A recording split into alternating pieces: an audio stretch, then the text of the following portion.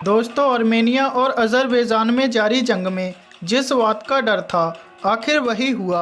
अब तुर्की ने खुलकर ऐलाने जंग कर दिया है, जिससे अब ये युद्ध तीसरे विश्व युद्ध में बदल सकता है। दरअसल इस युद्ध में अब तक अप्रत्यक्ष रूप से शामिल तुर्की अब खुलकर अज़रबैजान के समर्थन में आ गया है और मध्य एशिया में खलीफा बनने की चाहत रखने वाले तुर्की ने ऐलान किया है कि अगर अज़रबैजान की ओर से अनुरोध आया तो वो अपनी सेना को भेजने के लिए बिल्कुल तैयार है। ऐसे में देखा जाए तो सुपर पावर रूस के पड़ोसी देशों आर्मेनिया और अज़रबैजान के बीच नागोर्नो काराबाख इलाके पर कब्जे के लिए जारी जंग में अगर तुर्की शामिल होता है तो तीसरे विश्व युद्ध का खतरा पैदा हो जाएगा। बता दें, तुर्की के उपराष्ट्रपति फौत ओक्ताई ने कहा है कि अगर अज़रबैजान की ओर से सेना भेजने का अनुरोध आता है तो तुर्की अपने सैनिकों और सैन्य सहायता देने से हिचकेगा नहीं।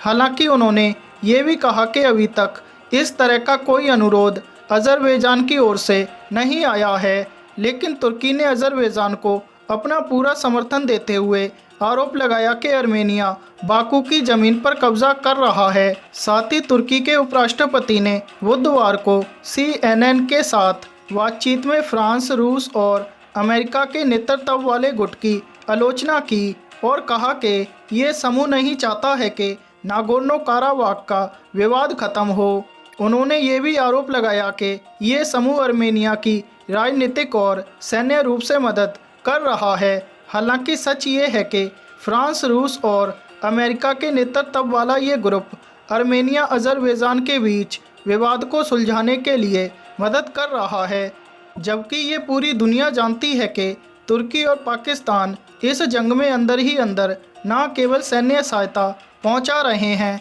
बल्कि आतंकियों को भी इस युद्ध में अज़रबैजान की तरफ से लड़ने के लिए बाकायदा हज़ारों डॉलर देकर भेज रहे हैं। इसी बीच अज़रबैजान ने दावा किया है कि उसने आर्मेनिया के कब्जे से 21 और गांवों को मुक्त करा लिया है और अब तक की जंग में आर्मेनिया के कब्जे से 130 कस्बे मुक्त हो चुके हैं। हालांकि आर्मेनिया के प्रधानमंत्री ने इस दावे का खंडन करते हुए कहा है कि नागोर्नो काराबाख और उसके आसपास के इलाके में चल रही जंग का राजनयिक समाधान मुमकिन नहीं है। लेकिन तुर्की के इस ऐलान के बाद अब फ्रांस और रूस जैसे देश भी इस जंग में उतर सकते हैं, जिससे तीसरे विश्व युद्ध का खतरा मंडराने लगा है।